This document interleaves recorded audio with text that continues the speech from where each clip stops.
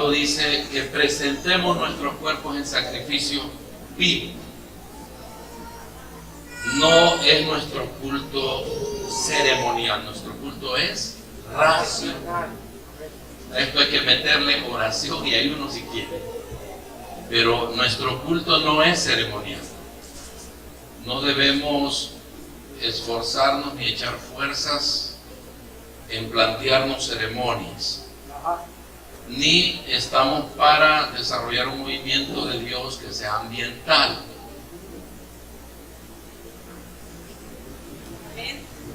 Cristo en nosotros es esperanza de gloria. Pablo dijo para el capítulo 17 de Hechos que Dios no habitaba en templos hechos de mano. En el nuevo pacto nada está por fuera, todo está por dentro. Diga Dios en mí. Dígalo de nuevo. Dios en mí. Esperanza de gloria. Significa que yo no tengo nada que buscar fuera. Todo está dentro. Yo soy el templo. No busco en oración a Dios. Saco a Cristo y su oración dentro de mí. Mi oración no la extraigo de afuera. La expreso desde adentro. Porque Cristo en mí, esperanza de gloria. El progreso de una iglesia apostólica que se establece en gobierno rompe con la peor vanidad del siglo. Y la peor vanidad del siglo, y voy a correr con este, le voy a hablar del último aspecto por el tiempo.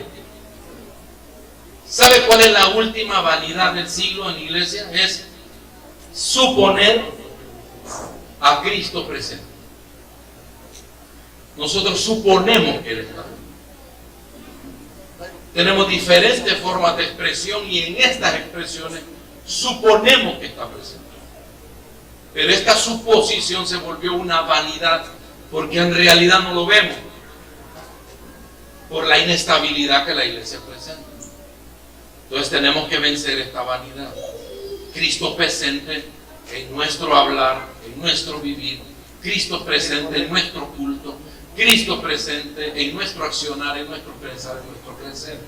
Que Él esté presente siempre. ¿Aló? ¿Por qué? Porque nos movimos mucho tiempo a base de sombras y figuras.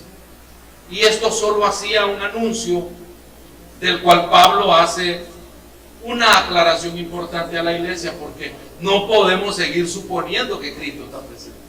Tenemos que lograr que Cristo esté presente. Yo sé que no está tan entendible la cosa, pero nos va a ayudar la Escritura.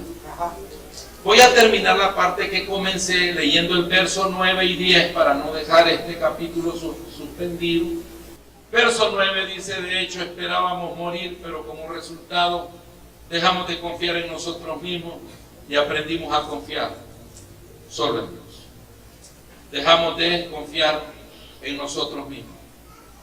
Así es que, ¿cómo vamos a vencer esa inestabilidad? Dejando de confiar en nosotros y confiando plenamente en Él. Amén. Pero no es una confianza de estas que curan los aruñones. Es una confianza profunda que nos lleva más allá de las cosas extremas. No sé si se ha fijado, pero el mundo está muy entusiasmado en las cosas extremas. Por ejemplo, ahora hay deportes extremos. ¿Cuántos conocen esto? Artes marciales mixtas. Una pelea que en 15 segundos acaba con un hombre y puede terminar en un hospital. En un abrir y cerrar de ojos. Personas que se entrenan no solo para vencer a otros, sino que se entrenan para soportar golpes terribles. Como el deporte ha ido transicionando y dicen prohibido parpadear, porque en un parpadeo lo sacan del circuito. Un octágono terrible, donde usted no puede descuidarse un instante. Deportes en bicicleta, se hacen acrobacias, deportes extremos, la gente arriesga la vida haciendo cosas sobre la nieve. Y esa es la mentalidad que tenemos que desarrollar en la iglesia. Una iglesia formada en lo extremo. Porque hemos estado demasiado confabulados con la comodidad, con la apariencia. Para esto necesitamos que Cristo sea revelado en forma apocalíptica. Por eso Juan de Patmos dice que él recibe una revelación de Cristo y debe de ponerla en el corredor postal de las 7 iglesias que son auditadas en la base de lo que Cristo ha podido ver en ellas. Y de las 7 hay 6 que tienen reproches divinos respecto a su funcionamiento, que comenzaron bien pero que ya no andan bien.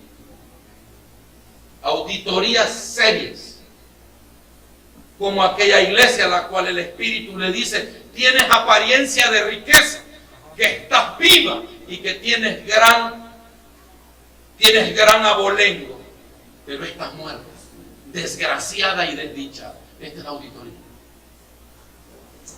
Porque no todo lo que aparenta a los ojos humanos es el criterio de Dios. Sí, correcto.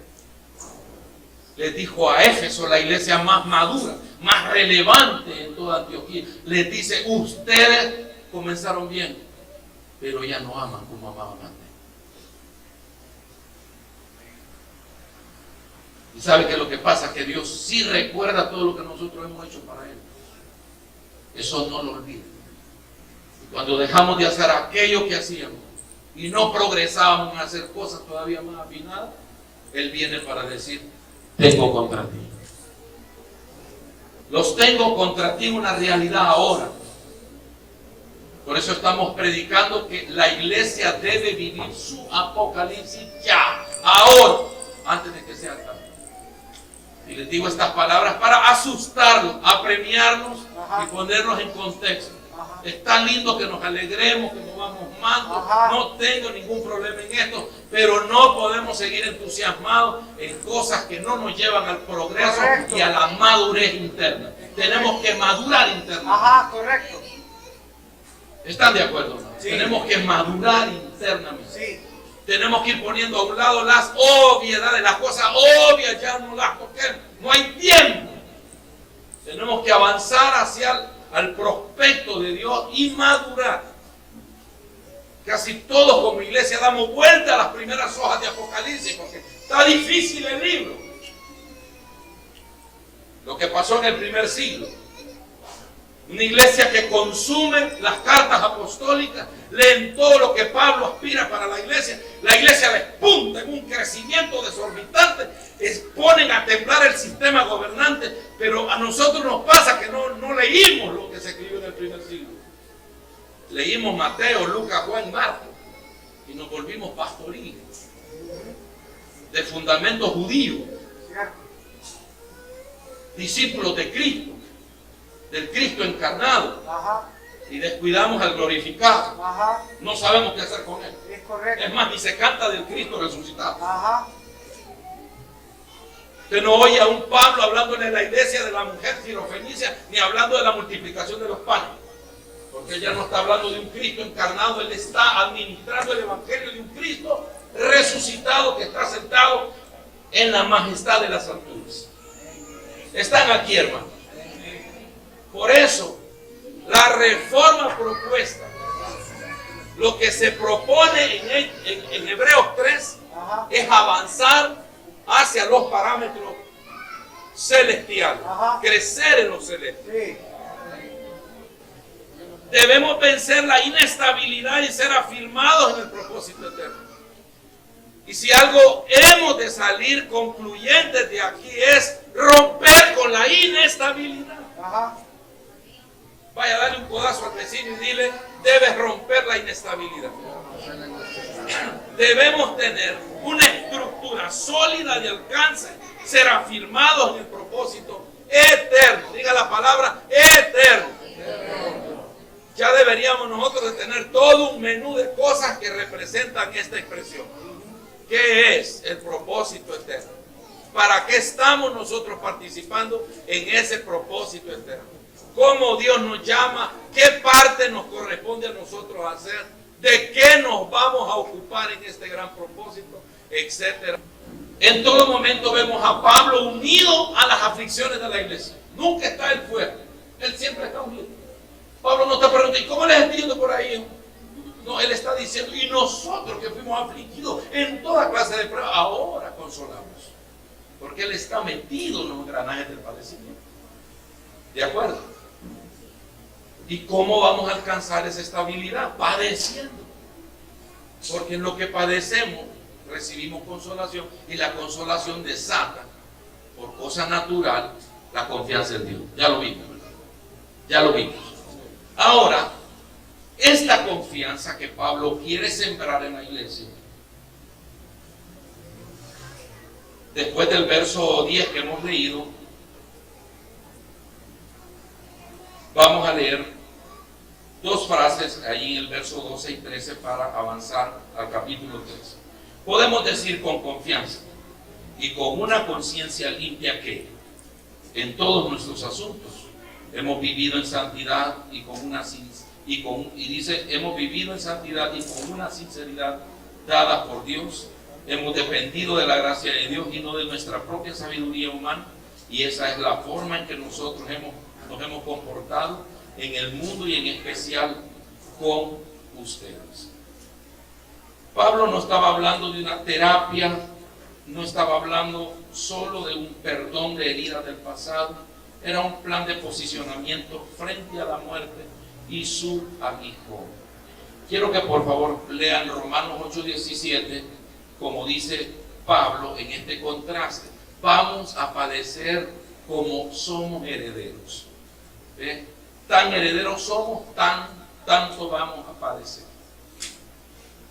Pero el padecimiento nos parece a nosotros que es un tema que no nos gustaría tocar, porque estoy aquí para anunciarles que viene un tiempo en que si la iglesia no es entrenada en el padecimiento, no será competente al mundo. No vamos a poder tener un mensaje, no vamos a poder sostener nuestra fe si no estamos entrenados en el padecimiento. ¿De acuerdo, hermanitos? ¿Están acá? Yo los miro más entusiasmados cantando a ustedes. Nosotros cantábamos y cantábamos y a los vecinos nos odiaban. Nos metíamos a una jornada de adoración hasta el amanecer, 24/7, 30 días de adoración. Y no digo que estuvo mal, el problema es que no nos graduó para un mayor entendimiento. Ajá.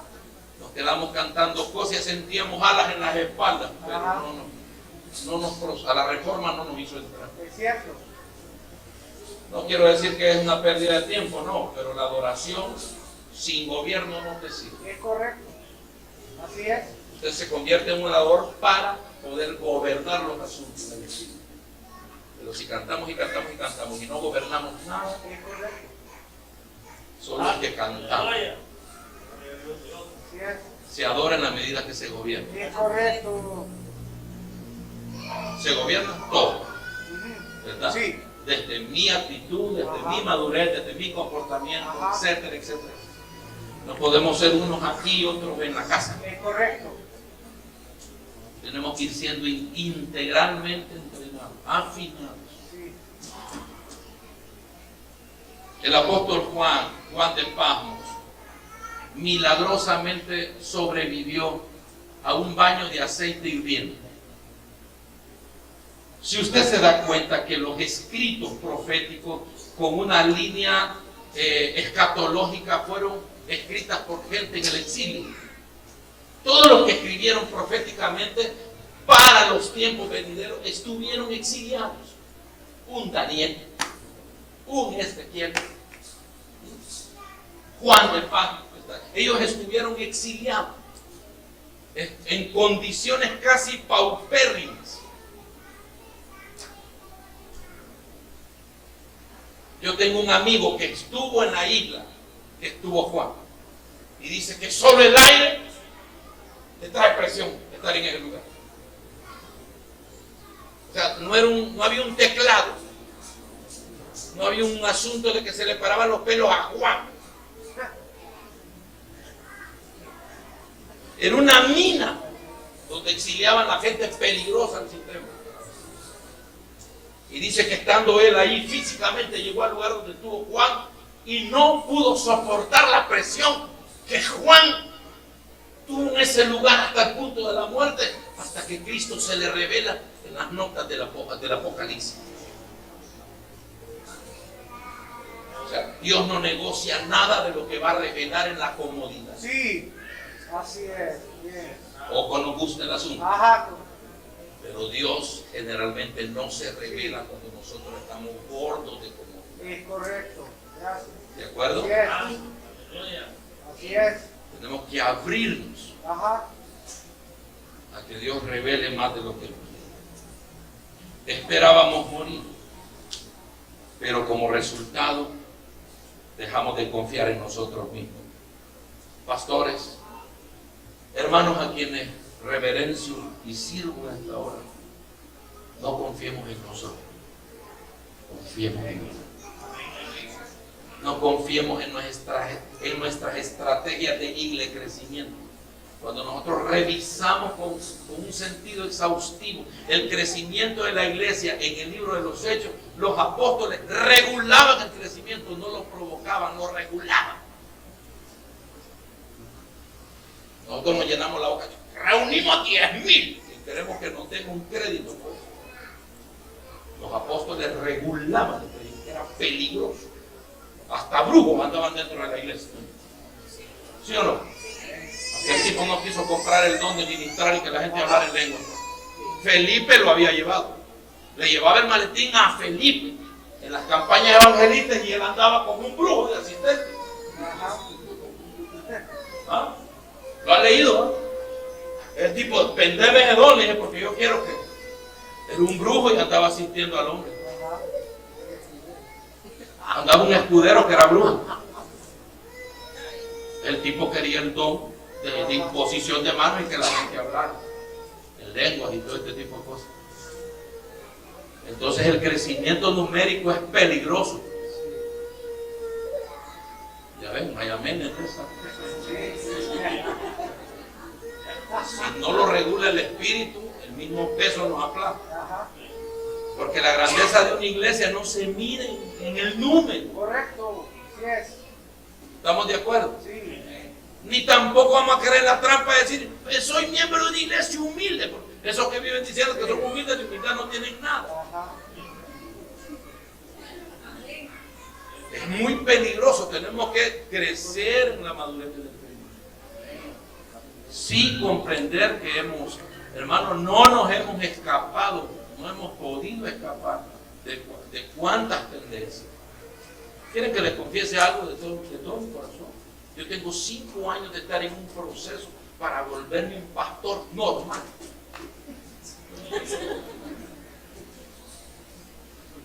Normal.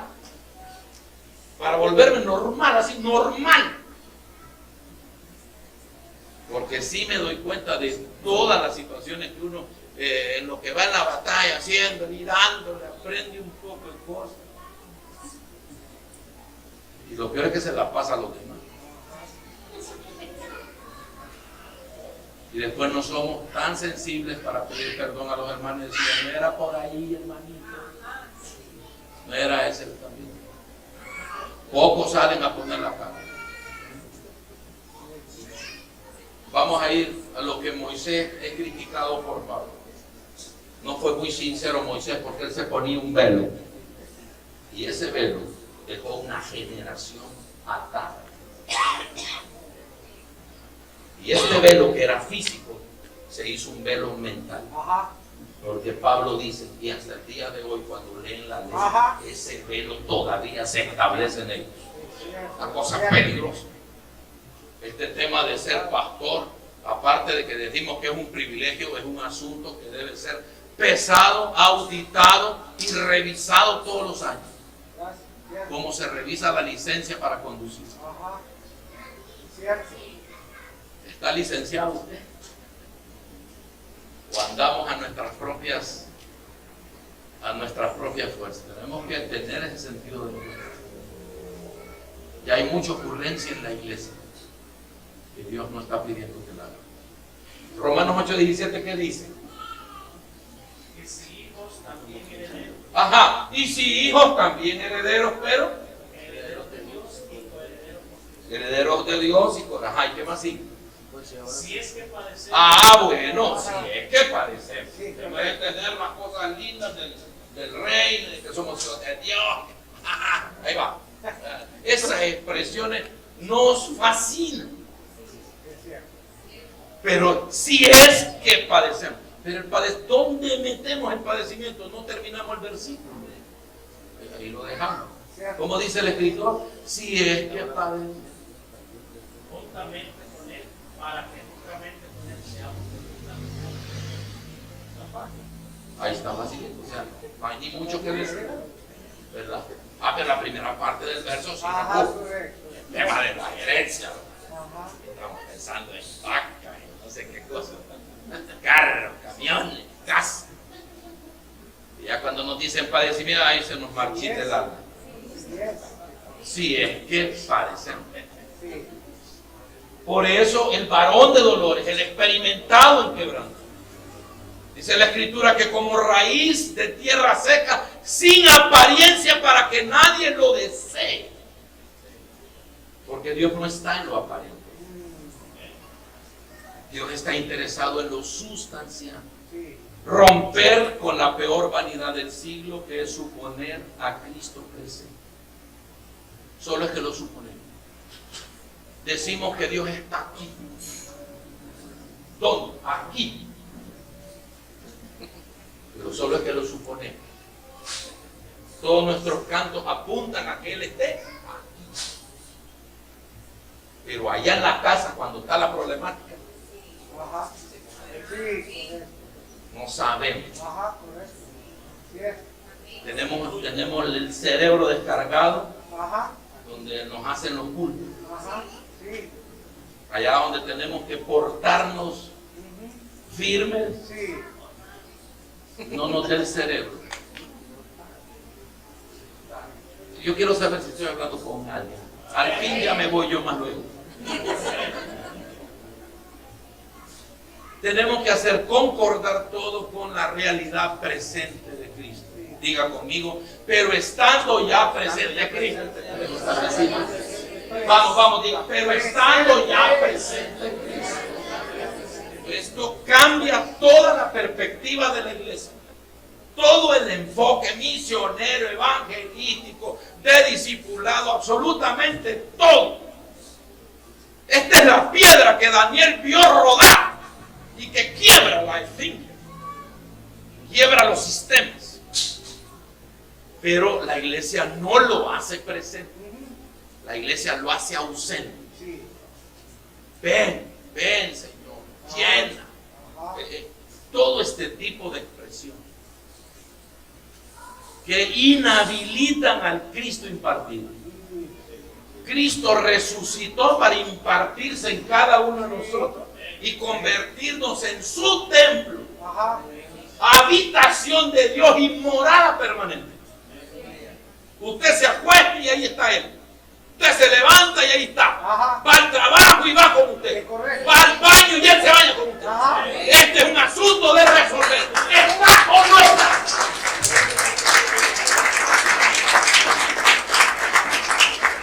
Está cuando canto allí y está cuando lloro en la casa. Correcto. Está cuando tengo la peor aflicción y el peor momento de mi vida está. Sí. Y está cuando tengo el más elevado gozo de grandeza que Él está. Entonces es un tema de 24/7. Somos un templo de portón abierto. Ajá. Nosotros, cada uno, somos la extensión del lugar santísimo, del asunto más estratégico que hizo Dios por medio de su Espíritu. Es la extensión. Dios, donde usted está, ahí está Él. Correcto. Sí es. ¿Está bien, hermanos, o no? O hay que estar pidiendo llenura todos los días, lléname, Ajá. lléname. ¿Que lo llene de qué? Dice Dios. Ajá. O sea, Dios a nosotros ni nos entiende. Ajá. Sí. ¿Qué me está diciendo? Se supone que ya vine a vivir y quiere que lo llene. Pablo no habla de la palabra consolación como de calmante, como un plano de mitigar un simple dolor. Pablo está hablando de la profundidad de la resurrección. Consolarnos más allá de la posibilidad de morir por la causa de Cristo. Pero como la iglesia no tiene espacio para este tema, voy a pasar a otro. No es para mitigar el dolor, no es para sacarlo de sus preocupaciones económicas. Pablo quiere que comprendamos que la consolación es profunda hasta la muerte. Es decirle, ¿dónde está tu aguijón? No es un plan de mitigación, es un plan de complejidad, de totalidad. Templos llenos, personas llenas, absolutamente llenas y comprometidas con Dios. No a medio llenar, no a medio comenzar, plenos. Quiero saber si hay alguien pleno acá. Es obvio, ¿verdad? Pero hagamos una obviedad. ¿Cuántos están plenos en Dios acá? Pastora, todos están llenos, pastora. Ya no esté llenando a nadie más. Todos están llenos. No vayan a venir el otro domingo, vengo medio lleno. No. Este es un tema de tener gente llena ya. Ya. Esto de estar llenando hermanos todos los domingos y estarles poniendo cantitos de que se llene y llene y llene. No, resolvámoslo. ¿Estamos llenos? ¿Ya? Ya. Pregúntale, ¿está lleno? La iglesia de Corintio luchaba con el apóstol Pablo por dos cosas específicas. Por el judaísmo, que era muy exclusivista. ¿Cómo era el judaísmo? Había que ser judío, de la tribu fulana de tal. Había que tener abolengo de una familia sacerdotal para considerarse heredero de todas estas cosas. Y luchaba también contra el paganismo, un mundo pagano lleno de indiferencia, una incredulidad que se había apoderado de la iglesia, gente que ya se deleitaba con las situaciones paganas. La iglesia había entrado en un libertinaje un poco horrendo, tanto así que ya un hijo le había conquistado la esposa al papá. Capítulo 5 de la primera carta, que era segunda. Bueno, y Pablo va a atacar estas cosas y empieza a sentir que la cosa no va por buen camino. Así que Pablo, a pesar de que tenía gran oposición y un ambiente inflamado de enemigos, dijo, se me abrieron grandes puertas, porque detrás de una gran opresión siempre Dios traerá una enorme confirmación de propósito. La iglesia tiene que llenarse de gallardía frente a la oposición. Sí, cierto. La iglesia debe abandonar su cobardía.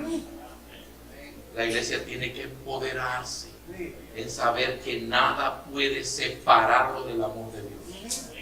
Y entre más difícil y opuesta esté la situación, más confirmados somos en que avanzamos.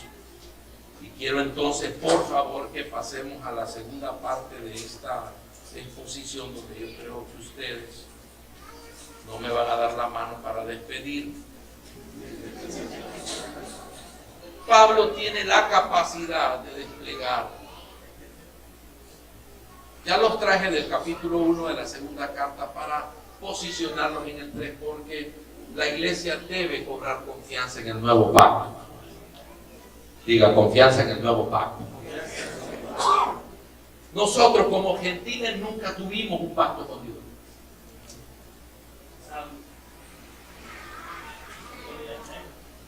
No teníamos el privilegio de adorar.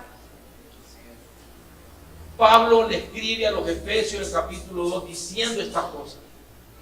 No teníamos herencia de ninguna natural. Dios no había hecho pacto con el pueblo gentil. Dios había hecho pactos con Israel. Y a nosotros, ciertos judaizantes, nos querían ir a meter a nosotros de metiches allá. Que nosotros teníamos raza judía y no sé qué, y que había que ponerse la kippá y hacer un montón de cosas para que nos aceptaran. Y Pablo va a penetrar esto para que la iglesia entre en confianza en relación a lo que ha recibido. Diga conmigo, hemos recibido parte de un nuevo pacto. Un pacto nuevo.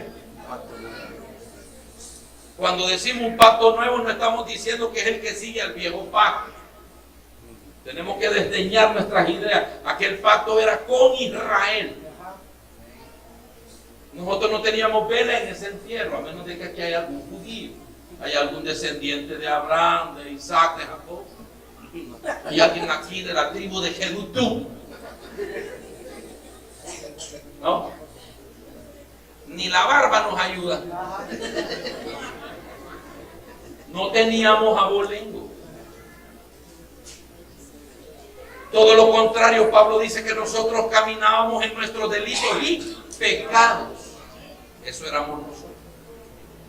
Pero Él quiso trazar un pacto con nosotros. Y resulta que nos dio un mejor pacto. ¿Aló? ¿Es mejor o no es mejor? Diga, es mejor que el de Israel. Esto es para que ya lo vayamos resolviendo, para que ninguno de ustedes quiera andar aquí con las trencitas colgando, con el kipá y andar con la churuta aquella para orar bien. ¿Cómo se llama? Con el talit. Porque ahora sale la gente en la televisión con el talit, con la barba y con el churute. Almas perdidas. Tenemos un mejor, un superior a lo que no tenían paz. Ante esto Pablo doblaba sus rodillas. Por eso Pablo dice en Efesios: por eso doblo mis rodillas al conocer tan tremenda misericordia, que los que no eran, que los que no tenían, han venido a recibir algo superior a los que sí tenían. Y los que no eran pueblo, ahora son pueblo.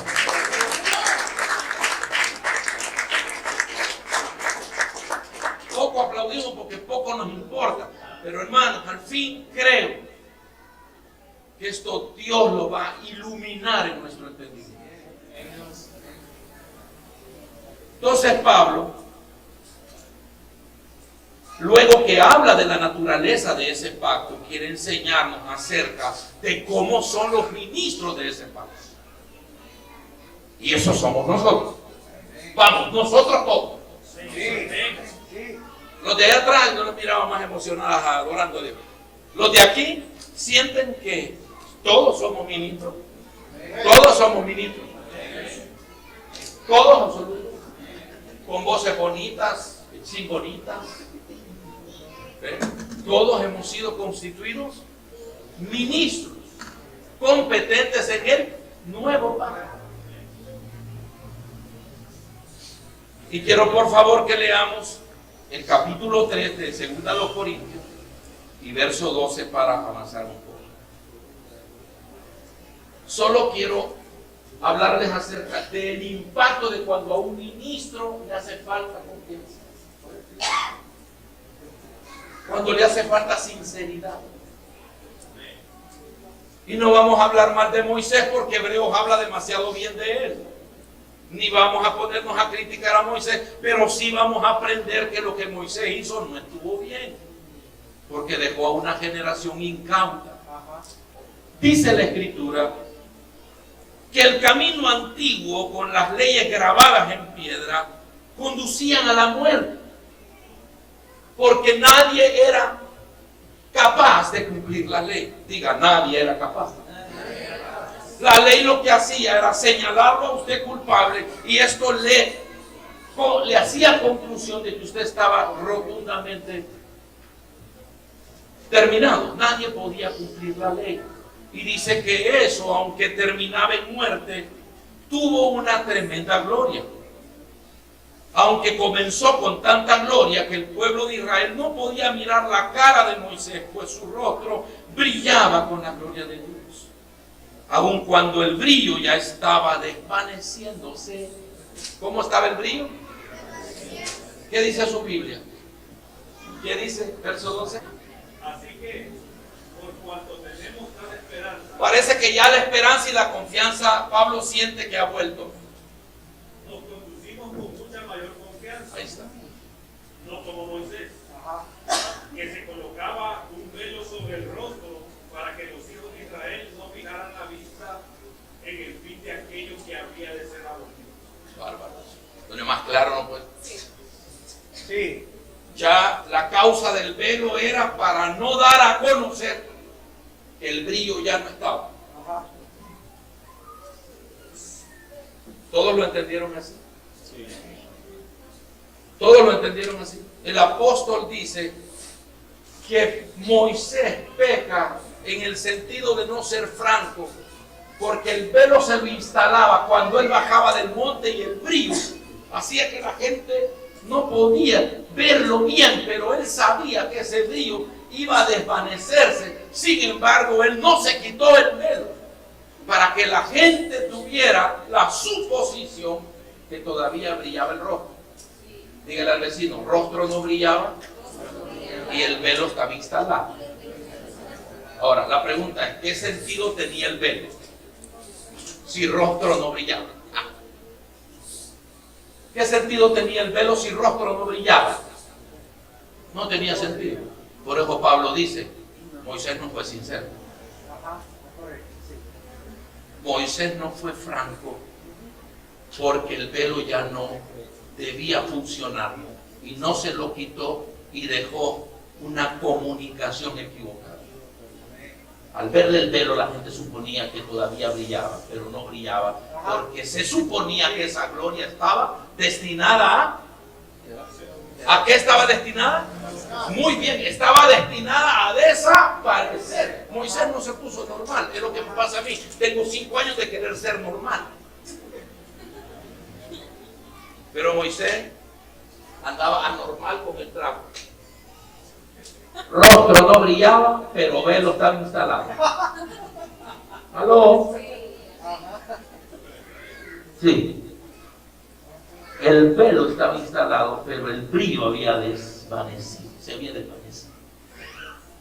Moisés no fue franco en decirle a Israel, mi rostro dejará de brillar y vendrá una gloria mayor que ya no hará brillar el rostro, sino que se depositará en el corazón de cada uno de los que creen. Esto es lo que debió haber dicho. Por eso la oración de Moisés, la oración sacerdotal que todavía en el siglo XXI se oye. Voy a hacer el esfuerzo de pararme. Jehová te bendiga y te guarde. Jehová haga resplandecer su rostro sobre ti. Y nosotros, amén, amén. No, hermano. Esa es una gloria que se desvaneció. Es correcto. Estaba determinada a desaparecer. Cierto. Por eso yo les dije a las hermanas, si usan panderos, si usan ropas, si usan mantos, cuando Dios les diga que ya no los usen, obedezcan. Ajá. Así es. Porque el problema es que Moisés siguió con el velo. Ajá. Ahora veamos la interpretación apostólica. Con esto le aseguro que no va. Perdón, dice la Escritura en el verso número 8, no deberíamos esperar mayor gloria dentro del nuevo camino ahora que el Espíritu Santo da vida. Si el antiguo camino que trae condenación era glorioso, vamos, cuánto más glorioso el nuevo camino que nos hace justos ante Dios. De hecho, aquella primera gloria no era para nada gloriosa comparada con la gloria sobreabundante del nuevo camino. Esto es un sentido simple, matemático. Sí, hermoso. Diga, sencillamente matemático. Sí, Aquel era menos y este es más. es correcto. Aquel fue bueno, pero este es mejor. Hermano, la gente de aquí atrás no se ocupa mayor espiritualidad para Es correcto. entender Cierto. Sí. cuando algo es mejor. Sí, correcto. Así es. Y lo que Dios nos ha dado a nosotros en Cristo es mejor.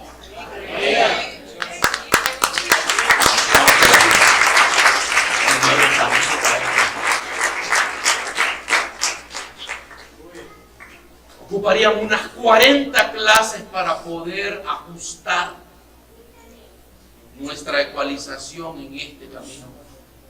Pero lo importante, Carlitos, es que estamos empezando. Se está dando paso. ¿De acuerdo? Se está dando paso. Dice la Escritura en el verso número 9, si el antiguo camino que traía condenación era glorioso,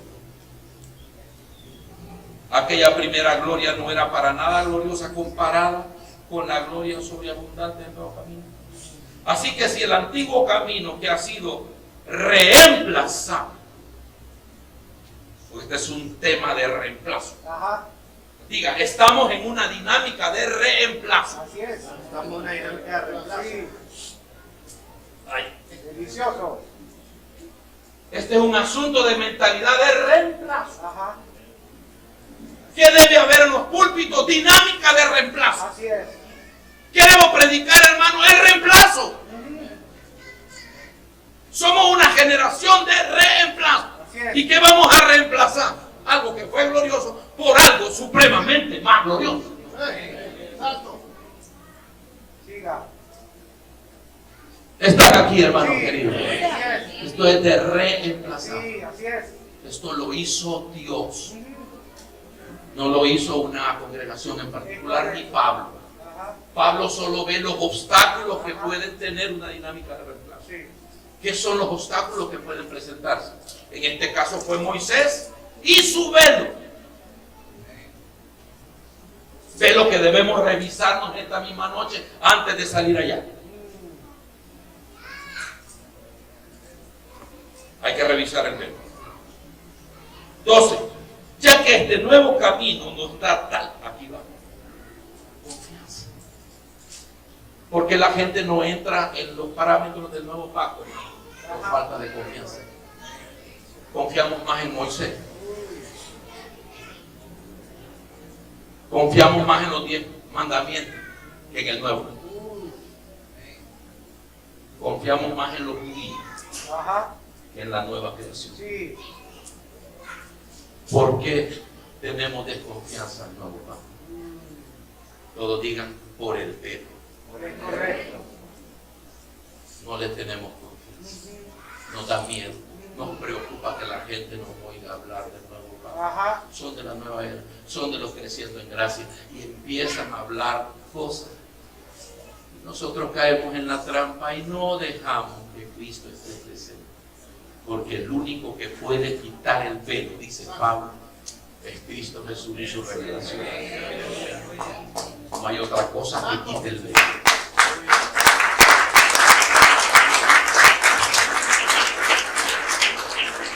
No estoy predicando, solo estamos leyendo bien la palabra. Así es. Solo estamos leyendo bien. Ajá. Vamos a terminar leyendo bien. 13. No somos como Moisés. Ajá. Bueno. ¿Quién dijo esto? Y Pablo era judío, hebreo de hebreos en cuanto a la ley fariseo, pero dice, no quiero ser como Moisés. Eso tembló. Ante Pablo se pelaron los dientes de los más acérrimos enemigos, porque Moisés era la imagen descollante del viejo pacto. Sí. Era el representante de la fe judía. Contendía contra Cristo y sigue contendiendo. Así es. Porque nosotros no fuimos llamados a predicar a Moisés, fuimos llamados a servir a Cristo. Y no vamos a discutir en relación a que Moisés fue fiel en la casa de Dios. Correcto. Pero la Escritura dice, y no somos como Moisés. Esto sacudió la sinagoga. Porque allí en la sinagoga se hablaba más de Moisés que de la Torá. No somos como Moisés. Yo quiero que usted tenga el valor, el punto honor y que tenga el arrojo de decirle a su vecino, yo no soy como Moisés. Ajá.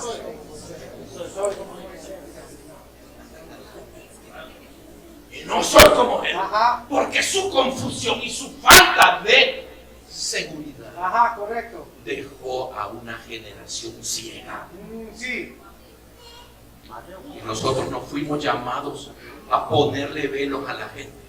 Fuimos llamados a abrir los ojos de los ciegos, a que abran camino, a que los cojos anden. Sí. Dice la Escritura, ya que este nuevo camino nos da tal confianza, podemos ser muy valientes. No somos como Moisés, que se cubría la cara con un velo para que el pueblo de Israel no pudiera ver la gloria, aun cuando esa gloria estaba destinada a desvanecerse. Pero la mente de ellos se endureció. Y hasta el día de hoy, cada vez que se lee el antiguo pacto, ese mismo velo les cubre la mente. El velo ya no es físico, el velo es mental. Es correcto, sí. Se instaló. Ajá. Se instaló en la mente. Y este es un bicho que debemos estudiarlo en laboratorio. Hola. Yo acabo de tener una disputa febril, una disputa terrible con un hongo que se llama Geotrichum. Geotrichum es un hongo que es el encargado de podrir la mayoría de las frutas. Cuando usted ve una papaya que se le va haciendo un plan de una llaga que se va hundiendo y se va pudriendo, Geotrichum. Cuando usted ve una rica naranja que está agarrando como un color de un pelillo y un polvillo como verde y blanco, Geotrichum. Geotrichum pudre todo. Es un hongo versátil. Puede estar en el intestino de la gente y en la panza de un perro. Tiene la capacidad de podrir toda fruta que almacena azúcar. Nos voló, hermano, una producción que teníamos valorada en más de $160,000. Geotrichum. Camina en la ropa, en el aire. Él solo necesita ambiente, humedad relativa. Usted pasa y revuelve, es un moho, es una levadura. Y donde él cae hay azúcar, lo pudre todo. Usted dice, lo voy a echar a la refri. Geotrichum barre con refri. Ese es salvaje. Hasta la refri la deja manchada. Y cuando caen los jugos, manchan. Es una cosa impresionante. Es un hongo terrible. Pues la falta de confianza es igual. Geotrichum. Dígale a su vecino, tened cuidado con el Geotrichum. Porque la falta de confianza en el nuevo camino nos puede dejar con un velo instalado en la mente. En la mente. Mire, Will, nada más y nada menos que en la mente. Ojalá fuera en las orejas. Que se cae una oreja no pasa más. Usted queda sordo y se acaba. Pero un hongo de este nivel, un engaño generacional, un velo de este nivel en una generación, en la mente, ha acabado con el esfuerzo de la iglesia por siglos. Cierto.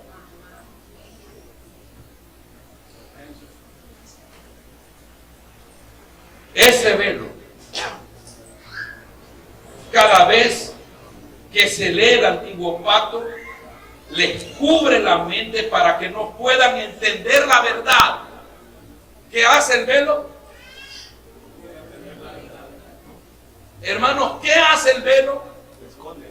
Allá atrás los hermanos, vale que no es más grande este edificio. Hermanos, atrás, ¿qué hace el velo? ¿Qué cubre? La verdad. ¿Qué hizo Moisés? Atentó contra la verdad. ¿Qué hizo Moisés? No hizo a Cristo presente. Todos nosotros vemos a un Moisés desahuciado en el monte de Moab y Dios le dice, tú no irás, de aquí te incorporarás a tu pueblo y no vas a entrar en la tierra prometida. ¡Qué grosero es Dios! Si Moisés era quien más merecía entrar. Es complicado dejar de ser competente cuando uno se vuelve cobarde. Moisés no hizo presente a Cristo. Porque algo pasó cuando Cristo murió en la cruz. El velo del templo se rasgó de par en par. Sí. Mire qué cosa. Cuando el tabernáculo que estaba en el desierto pasó a ser un edificio en manos de David, cuando se lo dio a su hijo Salomón para construir. Del diseño, lo único que pasó al templo de Salomón fueron los velos. Las dos cortinas. Cortina del atrio hacia el lugar santo y la cortina gruesa y espesa que estaba en el lugar santísimo donde estaba el arca. Lo demás eran paredes, pero los velos los trajeron. Salomón los instaló. David estaba de acuerdo. Años 70 y el velo estaba instalado en el templo que estaba en Jerusalén. ¿Qué cosa, verdad? Paredes con tela, no cuadran. Cuando se instala algo en la mente, así Dios te diga, no lo pongas allá, vámonos. Ajá. Es cierto. Nos encanta la cultura del velo.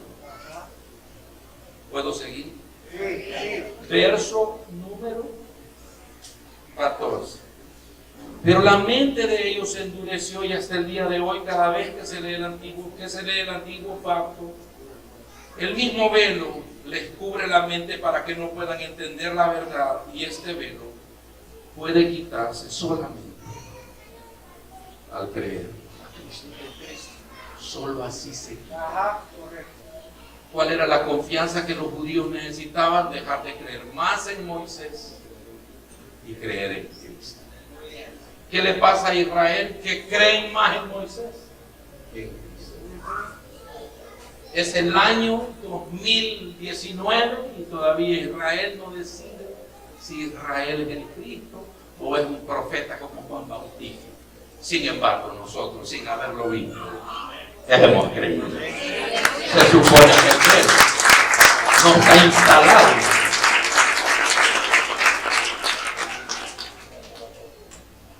Me gusta esta forma de hablar de la Nueva Traducción Viviente, y dice: efectivamente, incluso hoy en día, cuando leen los escritos de Moisés, tienen el corazón cubierto con ese velo y no comprenden. En cambio, cuando alguien se vuelve al Señor, el velo le es quitado. ¿De dónde? De la mente. ¿De dónde? De la mente. Y esto no tiene que ver con una chalina que se ponen algunos hermanos que se reúnen. No es chalina. Es velo aquí en la mente. Ajá, correcto. Es un velo que nos cubre por la desconfianza hacia lo nuevo. Es un velo que nosotros andamos detrás de un sello de garantía de algo que nos autorice a pasar más allá de lo que Cristo ha hecho en la cruz. No sé qué más andamos buscando que a nosotros nos establezca con un certificado claro de que sí hemos sido aceptos en el amado y que somos parte de su herencia. No sé qué estamos esperando. No sé, queremos degollar 10 corderos. Queremos matar 20 bueyes. Queremos hacer un holocausto. Porque era la costumbre. Es lo ceremonial. Hermanos, cambiémonos de culto, porque si no nos cambiamos de culto no nos va a cambiar la mente. Ajá, correcto. Siempre estamos queriendo poner un sacrificio aparte de lo que ya Cristo ha hecho de una vez y para siempre. Insistimos en esta forma de actuar. Tenemos que entrar a esta novedad del nuevo pacto. Verso número 16. En cambio, el verso 16 dice: cuando alguien se vuelve al Señor, el velo es quitado. Pues el Señor es el Espíritu. ¿Y dónde está el Espíritu del Señor? Quiero aclarar esto a la iglesia, que no está hablando de las paredes. Ajá, correcto. Porque a nosotros nos gusta ubicar al Espíritu Santo en las paredes. Ajá. Nos encanta decir: y el Señor está aquí. Y lo consignamos a los espacios físicos. Ajá, correcto. Los consignamos a los espacios ambientales. Y dudamos que el Espíritu de la verdad mora en nuestros corazones. Diga: el Espíritu de Dios es la verdad. Y donde el Espíritu está, ahí hay libertad. La libertad suya y la libertad mía. Ajá, correcto. Yo quiero sugerirle a las iglesias, ya no canten de cadenas. Ajá. Gracias. Ya no cantemos de cadenas. Ajá. Siempre estamos cantando de cadenas para decir que somos libres. Ya no cantemos obviedades. Ajá. Es obvio que somos libres. Así es. Dígale a su vecino. Es obvio. No traiga la cadena al culto. Somos ya libres. A ver, yo lo miraba más emocionado a ustedes. Ajá. Somos ya libres. Ajá. Porque hemos creído en Cristo Jesús. Y el velo nos ha sido quitado. Porque es la única forma y garantía de que ese velo caiga de nuestra vida. Quiero terminar diciendo que así que todos nosotros a quienes nos ha sido quitado el velo, verso 18. Me gusta cómo habla Pablo acá, dice, bueno, ya que nosotros estamos comprendiendo que no tenemos velo, sería lindo que habláramos así. No me cante con velos, no me ministre con velos. Ajá. ¿Cómo son? Son libres. No tienen velo. Ajá. No sirven a las sombras, Así es. sirven a la verdad presente. Hagamos presente a Cristo en todo. Así es. No lo tengamos pendiente, tengámoslo presente. Cristo es presente en mí ahora. Sí. Ay, como quisiera abrir la carta de los Hebreos. Hebreos es amplio en decir. Ajá. Ya no sirvamos la sombra. No toquemos los cachos, llegamos convocatorias ceremoniales. Porque ya está presente Cristo. Ajá. Todo aquello lo anunciaba y proclamaba el porvenir de Cristo. Pero si Él ya vino, ¿qué vamos a estar anunciando que alguien más viene? Correcto. Él ya está presente. Así es. Diga por favor, Él ya está presente en mí. Presente. Alguien tiene que enfadarse con este sistema que no sabemos de dónde partió. Correcto. Así es. ¿Quién parió este sistema mezclado? Ajá. Pablo dijo a los Gálatas, ¿quién los hechizó?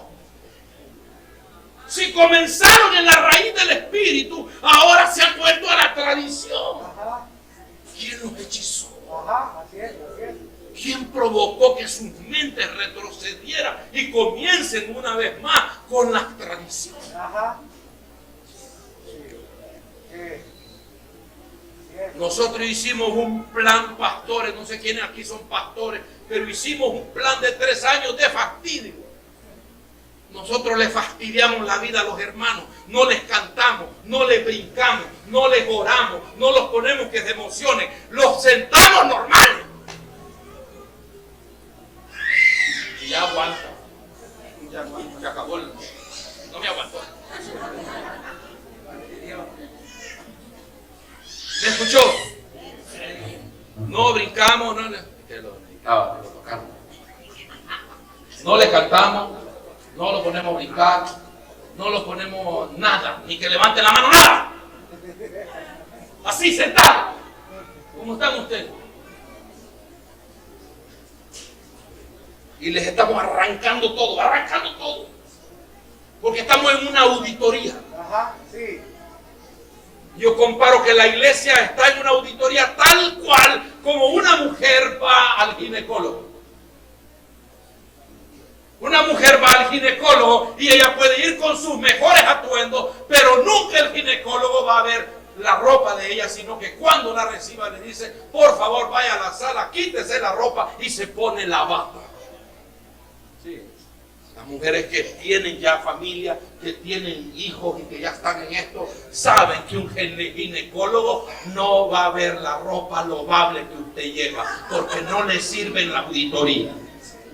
Por eso la imagen y la sombra del pastor y del sumo sacerdote que se presentaba una vez al año iba con un atuendo que se le miraba la desnudez. Él iba con una ropa transparente y entraba al lugar santísimo a ver qué pasaba, si lo explotaban o lograban. Él cerraba los ojos, hacía una gran humareda con el incienso. Hasta Dios le hacía. Era una bruma terrible. ¿Para qué? Para que fuese aceptado el sacrificio. Hoy la iglesia quiere venir con un poco de chiringos encima. El velo instalado, ropa sobre ropa. Y creemos que Dios tiene dificultad para ver que el corazón necesita ajuste.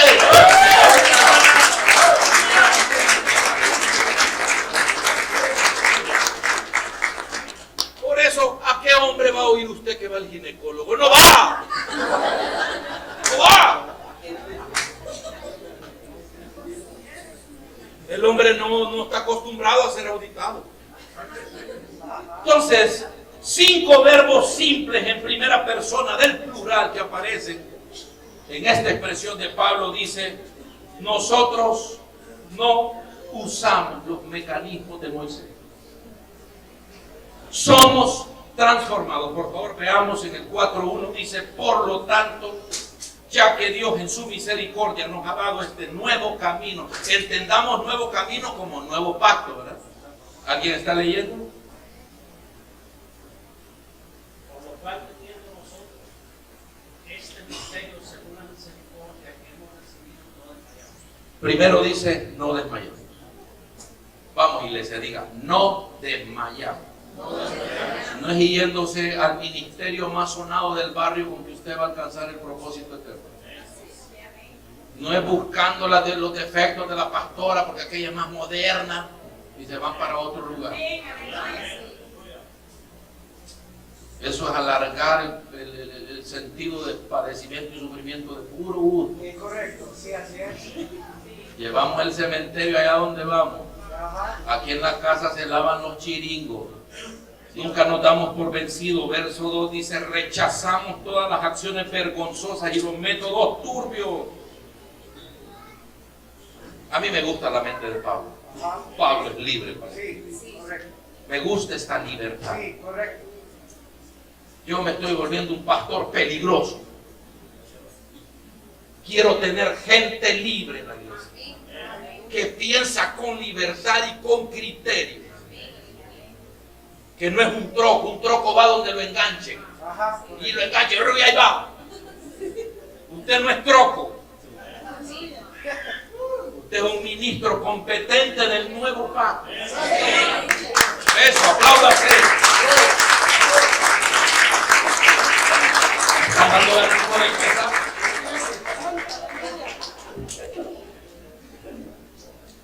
¿Qué cosas las de este velo, verdad?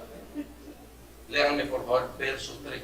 Pablo dice: mire lo que dice, cómo trae la aplicación del evangelio. Si la buena noticia que predicamos está escondida detrás de un velo, hermanos, lo que Pablo realmente dijo es que si este evangelio está instalado donde comúnmente está el velo, Ajá. el que tiene velo está perdido. Sí, es. El evangelio con velo no funciona. Sí. Porque el velo guarda la tradición. Y la tradición esconde a Dios. El plan de Dios es expresarse, es darse a conocer. Y el evangelio es dar a conocer a Dios. Pero con velo no funciona. Vamos a entrar.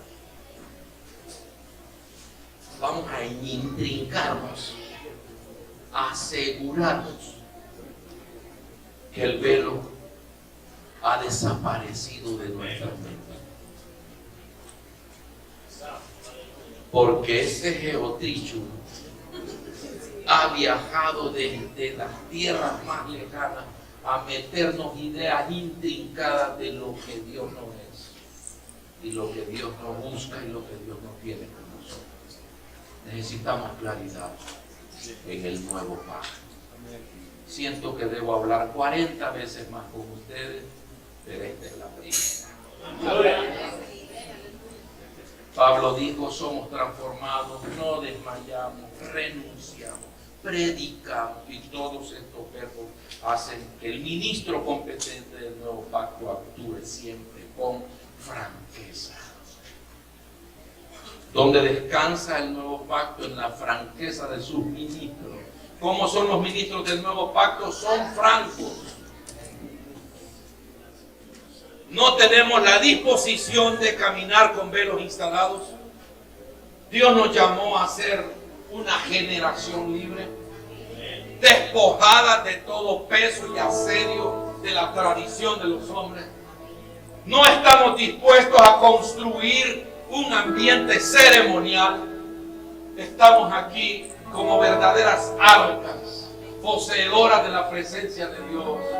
Somos la extensión del lugar santísimo. El fluir de Dios está en nosotros. El gran misterio que Pablo encontró es uno, y es que Dios vino a morar en el corazón de cada creyente. La verdad debemos expandirla. Dios no se mueve en las paredes, no está interesado en edificios, Él está interesado en morar en el corazón de